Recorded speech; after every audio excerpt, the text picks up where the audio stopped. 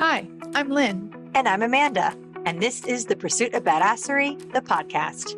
This podcast is all about taking action and creating that badass business abundance and life that you want. Where we share stories, laughs, wins, and epic fails to show you the whole picture of the entrepreneurial journey. It's not just unicorns and rainbows, people. Jump on and follow us through this raw and witty roller coaster, where we get down and dirty and go behind the scenes of life and entrepreneurship. Get on it, get over it, and get after it. Hi, I'm Lynn. And I'm Amanda. Welcome to The Pursuit of Badasseire, the podcast. Today we have with us another incredible guest. This is Melanie Childers. She is a feminist business coach and entrepreneur. Welcome to the show. We're so glad to have you. Hi, thank you so much. It is such an honor to be here. So, in keeping with the spirit of our sales series, tell us a little bit about your business and how you got started on your sales journey. Yeah, of course. I am a feminist business coach. I'm a master certified coach. And I actually got started in sales many moons ago. With one of my first jobs out of college. I was an exotic dancer, and that is all about sales and all about flirtation and all about bringing people in. And then once I went out into, other real jobs, as people wanted to say, like, oh, when are you going to get a real job? I'm like, no, I'm working busting my ass out here. This is a real job. I got into car sales, selling new cars. And that was a really interesting experience. And then later, many moons later, I started my own business. So I'm also a knitter and a yarn dyer. And so I started my own yarn dyeing business and sold yarn. And then I got into coaching, and I've been selling, and I run $1 million business now. So it's been a bit of a journey, starting out, in the clubs, working till 4 a.m. to here. Yeah. So I've done it all. I've sold a lot of things. I love that you, because we often talk about that, is that, and I'm a bento boxer. I do love to bento box. However, people feel like if you're not in sales, like a sales position, that you're not in sales. And I love that you actually can see, that was selling the dance, selling yourself in a very different way. And it's interesting kind of your journey. It's actually I love that you went from car salesman, to exotic dancer, to car salesman, to yarn, dyeing yarn. It's probably a story for another time, but so what would you say that your biggest lesson that you've learned? Because you've kind of seen it all. And now as a coach, I know that you help others, and you help others scale actually to 6-figure and 7-figure businesses as well. And you said you already have a 7-figure business. So what would you say one of the biggest lessons you've learned? Yeah, I have many. The very first one, though, is treat people like humans. Selling really is about empathy, and it really is about meeting people where they are and helping them get what they want. So that's the first one. And then the second one is really you have to double down on your belief in yourself and in what you're selling in order to sell it. People buy your belief, your certainty, your conviction that you can help them more than they buy what you're selling. Absolutely. 100%. Would you have, for our listeners, because I do love practical and we are very applicable people here, do you have a quick go-to tool or thing that you have your clients or that you do in order to get in the double down mood, essentially, or mindset? Yeah, I actually take all of my clients through this exercise, and I just launched the newest cohort of my mastermind called the Bad Bitch Mastermind. And that's the very first thing that we do is we go through some exercises on building your belief in yourself and your belief in your offer and in your audience's desire to buy. Because if you don't think anybody in your audience wants what you have, you won't sell it and you won't offer it as often. And so we go through this exercise that's answering a couple of questions, but the first couple are well, what for yourself are well, what have you What have you accomplished already? What have you achieved already? What are you really good at already? So that your brain goes to look for confirmation bias that you're already smart enough, you're already an expert, you're already good at things, you're already accomplished, to sort of build that foundation of confidence within. And then we do the same things with your offers. We do the same things with your audience. And we look at, how is it possible that there's someone in your audience right now who wants to buy, so that your brain starts to look for that instead of the opposite, which is, no one wants to buy this. Nobody wants this.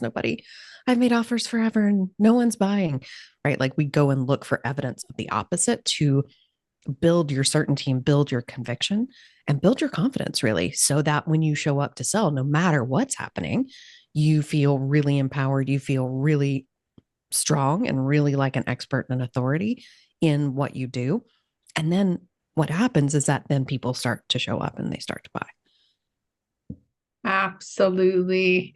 Amanda and I talk about that a lot, like that energy behind it. And I'm definitely more of the energy type of person in the relationship, we'll say, but we both are. However, she definitely, we have this conversation about like the mindset and like putting forth the, like you said, the energy, the idea, the implicit, explicit beliefs in the right direction. So that way it just flows and you're not, putting subconscious or conscious red flags up, either for yourself and or for the prospect. And I think that that's beautiful that you walk your clients through that. That's exactly. I think more people should do that, because I mean, we mentioned this in our book, and you and I talk about it all the time, that product and personal conviction can make all the difference. Because if you don't believe in what you're saying, then even if you think that you're coming off as this super confident salesman, like, oh, I'm saying it, and so therefore it's true. No, the way you say it and just the energy coming off of you can make a difference in whether or not people believe you, even if it's subconsciously believing you.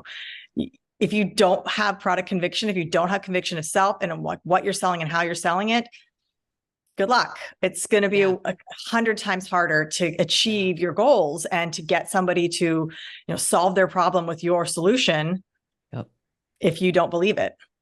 Yeah. And I think that is one of the biggest things that people struggle with, is they're like, why am I struggling to sell? It's like, well, do you believe in your product? People buy your belief more than they buy what you're selling. And here's the other piece of this is like, your belief can't go so far into hubris and into mine is so much better than everybody else's, because people don't respond well to that either. So nobody buys from a desperate salesman. Nobody buys from somebody who doesn't believe in their product, and nobody buys from the cocky asshole either. No. Or at least they don't enjoy that experience. Right? Yes. Yeah, not at all. I mean, a very different type of person would buy from that individual, and the opposite, right? Your mom from the one who doesn't have confidence, and for the one that's the cocky asshole. It might be more somebody with that same personality, and it's more about the product and keeping up with the Joneses and the appearance that they have versus the actual salesperson. Yeah. And it's 100%. Really interesting. And, we do talk about this a lot, and I'm sure, like, reading all of your bios and stuff, that you also talk about this, like the longevity and like the repeat of it. Like when you are coming from that place of conviction, and like people are buying really a thing that they really can see themselves like using and wanting and connecting with. And that means that you're going to have a higher retention rate. You're going to have more referrals that come out of that. You're just going to have happier customers typically, and they're going to see you more as human and you vice versa than somebody that's not doing that. 100%. Yeah. And for so many of my clients, so much of what I see is, in my experience, they start out and they're just nervous. And they haven't learned how to sell. And so a lot of what they're doing is like their first foray into sales, or they've been selling one thing for a very long time. Now it's time to scale, and they're creating new things. And you're basically in your mind starting over again, right? Like you have to learn who is the right person for this, and how is that different from what I was selling before. And there's going to be different ways to sell things at different price points and for different audiences. And at every level, you have to learn how to sell that thing. whether you're just starting out or scaling to 1 million, it doesn't matter. And I think that people miss a lot of that reality. They think, oh, okay, well, it's going to be easy for me. And sometimes it is. And sometimes it takes a minute to figure out how to sell something new. Absolutely. Now, one of the things that you really pride yourself on and talk a lot about within your business is being a feminist business coach, and really talking about that ethical marketing and selling, and just the difference between feminist and sort of this, dude bro culture. So can you tell me a little bit about how that's different and how you really see that in your field? Yeah. What we grew up with and what we learned in how to sell and what was modeled for us in how to sell, so much of it has come from this sort of toxic dude bro startup entrepreneur culture that is all about going fast and working yourself to death and pushing and convincing and manipulating people to get the sale. It, in the end, is about profit over people. And the way that I teach differently is that I want, and my clients want, anybody that we come into contact with to feel empowered and to feel good about the selling experience, whether they buy or not. And that requires a healthy amount of expert energy and detachment. And so what we do instead is we fill ourselves up from within. We don't need a sale. And when you don't need a sale, you're so much more in service, and it's so much more about the people first. And then the profit comes as a byproduct. We don't have to be pushy. We don't have to convince. We don't have to lie. We don't have to cheat or manipulate or any of that stuff. We don't have to be a jerk in the selling process. And when you are not, you actually have more success. Like my clients have like 60, 70, 80% close rates versus the industry standard of 10%. And part of that 10% is because people don't feel safe to buy. And when you're creating the safe atmosphere for people to buy, they're much more likely to lower their resistance and their fear and their risk tolerance and say, yeah, I trust this person. This person can help me. This person's on the same side as me. This person is here in service more to my needs and what I'm getting over whether or not they make money. That is such to me, a fucking power move that I don't need to use any awful sleazy tactics. And I think so many people are, at least in my experience, so many people are so afraid to sell because they are afraid that they're going to show up like this. And it's only because that's the way that we've all been trained and has been modeled for us. And there are better ways. There are easier ways. There are more feminist, equal, equity, consensual ways to sell where everybody leaves the process feeling good, whether they purchased or not. Absolutely. And I love that you brought up that, because I can't tell you how many clients and or even prospects I've had conversations with about like working with them and their sales teams or their whatever, writing trainings, whatever it is. And they're like, but we don't want to be like sleazy cars. Well, that it doesn't have to be that way. It doesn't have to be that pushy, like you said, manipulative. And actually true sales is not, if you break it down in the way that it truly is. And it is more, it's the mindset, it's the behavior, it's the intention behind it, it's the verbiage that we use. And it's just really, it's really cool to see it moving back in the direction of, that relational based sales dynamic and dialogue and structure. And I love that you're doing this. And I love that you're really empowering women to take control of that, especially because I think that women tend to either go really like they can go extreme into the really hardcore masculine side to be able to like find their place in the world, or they just kind of clam up because they don't know where they fit in. And I love that you are really what you stand for and what you're doing in our world. So yeah, there's a middle way, and there's a middle way that is truly being in service. And when we're thinking about sales, like that's a big piece of the work that I do with my clients is we completely rethink sales. Sales does not equal pushy, gross, awful manipulative. Sales is service. Sales is helping people. Sales is problem solving. Sales is helping people get what they already want.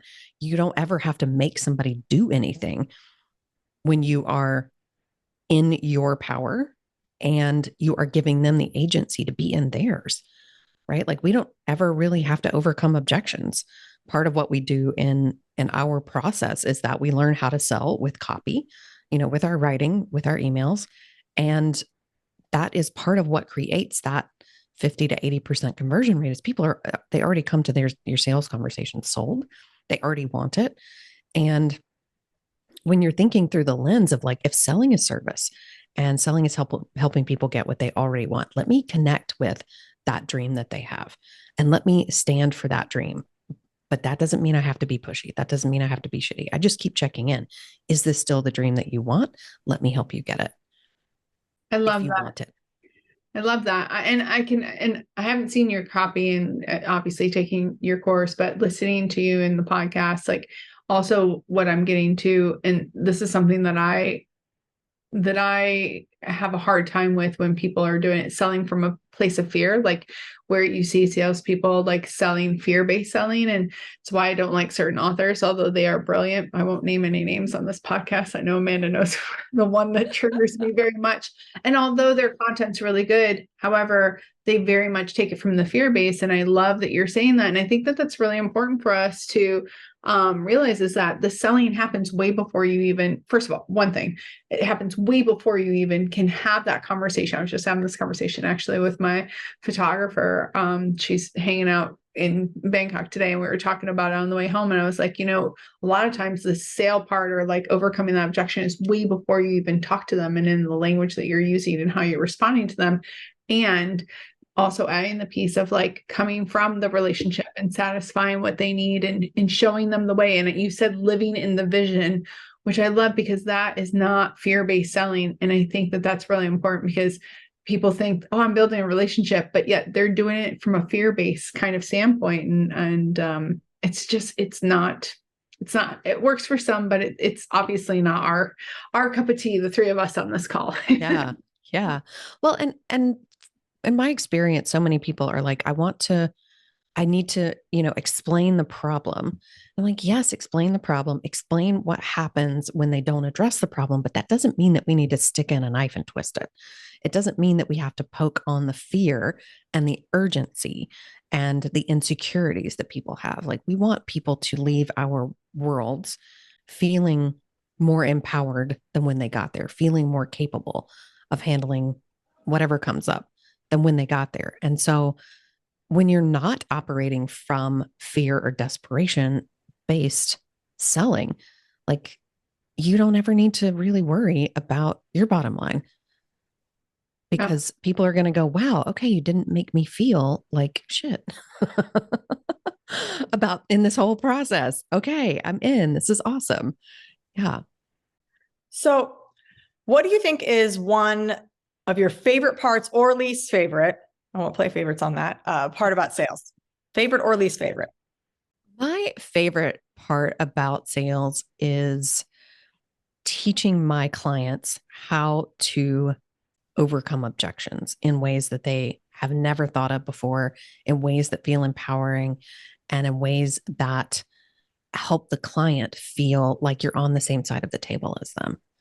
And like just seeing their eyes light up when they're like, oh my gosh, I never had anything to worry about. I never needed to make this personal. I never needed to take the no personally. I never needed to take the maybe personally. Oh, it's like they get to separate their self-esteem from the process. And that gives them so much power back in their business. Absolutely. I can't believe we're already coming to time. So if you had to leave without repeating what you already did, because these are all great nuggets, what is one piece of advice, like one last little nugget that you feel like we didn't cover that you'd love to add? One last thing that I would love to add is that getting people's consent along the way and asking for consent along the way through the sales process is one of the easiest ways to create and build trust with people. and keep yourself in your own lane. So you keep yourself in your own power. And along the sales conversation, you're asking, is this something you still want? Do you want to talk about how we could work together? Do you want help with, the money situation? Do you want help talking through that? Right? Like along the way, you're just asking for consent. Do they still want your help? Do they want your help solving problems? And then it's never about you. It's always about them.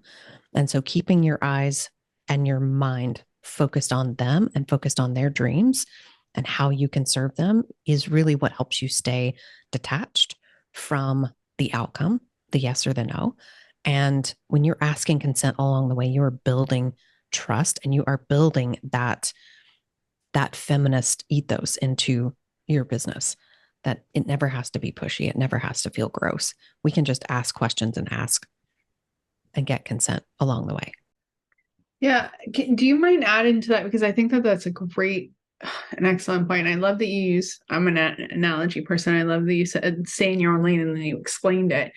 However, I would love for you to maybe give one piece of advice of how to stay in your own lane, because so many people feel like they have to like swerve over and like feel that feeling or be more involved. So what do you teach your clients to have like one piece of advice to stay in their own lane? Yeah, what I teach my clients about staying in their own lane is really that coming back to that, what is your authority? What is your expertise? And staying in that leadership energy to really lead the call and to stay non-judgmental about whatever's going on for the person on the other end, right? You don't want to judge them. You don't want to be talking down to them. You don't want to try to solve the problems for them. You're with them to see them and with them to let them know that I'm on your team and help them if they ask for help. If they ask for help, then yeah, of course. If they want help figuring out how to get resourceful, help them, of course, absolutely. But you staying in your lane is really about you holding the space without judgment and without attachment to whether they say yes or no. It's showing up 100% in service. Absolutely. Sorry, Amanda. I know I keep jumping in. I'm just like, yes, yes, yes. And I know Amanda is too. I can feel her kicking me under the table all the way from here. And what I'm hearing too, and I think that because I'm all about like skills, like particular skill sets that people can go to. And it sounds like the coaching because I've been through ICF and yada, yada. I've been a coach many years and lots of trainings. And some of the things that you're saying are key aspects to actually learning how to be a true coach in the things that they do and like holding that space and not being attached and being able to ask the right questions for them to come up for the solution. And I think that it's really important, to guide people in a direction, obviously, for the badass bitches who want to take your course, to contact you. And for those that maybe are like learning coaching or whatnot, like the tools don't have to be a one use only, right? You can use them in things such as like what you're doing and teaching them to use it actually in their sales pitch. And it's really incredible to see that. And I love that. I love when people show how to use the same tool over and over and over again in different scenarios, because we tend to like become very narrow-minded. Yeah. Yeah. I created a whole framework called the Bad Bitch Framework for consensual sales conversations. And that is a big piece of it. It's like being bold, building rapport, holding space, checking your own hierarchy, right? Like making sure that, you show up as an expert, but that's for you. It's not so that you're better than anybody else in the conversation. And so, yeah, that you can find that at melaniechilders.com/sales masterclass. It's a download and a free class. That whole framework I know is changing the way that we do sales conversations and the way that we show up as people who sell, as humans who sell. And yeah, if you don't know how to sell, that is an excellent place to start and an excellent place to help people stay in their lane and have their power and have their agency and for you to have yours as well. So what are the best ways besides your website? Is that where you want people to reach out to you? Do you want them to reach out to you on social media? What's the best way that they can connect with you other than that course online? Oh, sure. Absolutely. So my website's melaniechilders.com, but I would love for you to come hang out with me on TikTok. I'm having such an absolute blast. I post probably 2 or 3 times a day on TikTok because I'm just having so much fun with it. And I am at the Melanie Childers over there. You can also find me on Facebook at just Melanie Childers. You can't miss me. I'm all over it. And of course, all that will be in the show notes. If anyone wants more information or spellings or just quick links, those will be found on our website, thepursuitofbadasserie.com. Thank you so much for joining us today. Amazing nuggets all throughout. And I'm thrilled to have you on the show today. Absolutely. Thank you so much for having me. This has been an absolute blast. I adore all of you. Yes, thanks so much, Melanie. All right. Well, until next time. Get after it. All right, everyone. It's not enough to just listen. Now you've got to put it into action. We are so excited to see what you do next. If you enjoyed our show, please leave us a review on iTunes. And to find out more about what we're doing, visit us at thepursuitofbadasserie.com.